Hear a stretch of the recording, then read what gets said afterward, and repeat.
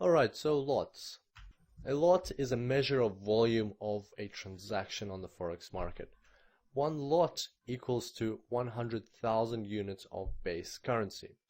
0.1 lot equals to 10,000 units of base currency. 0.01 lot equals to 1,000 units of base currency. Also, 0.1 lot is called the mini lot, and 0.01 lot is called the micro lot. So let's have a look at an example. For instance, you want to trade the euros dollar and you want to conduct a buy transaction with the volume of one lot. That means that you will be buying 100,000 euros in that one transaction. The ask price with your broker is currently 1.23228, and that means that in order to buy one lot of euro US dollar, you need 123,228 American dollars on your account. So obviously this number is astronomical, and when we come to trade the Forex market, we don't have such money.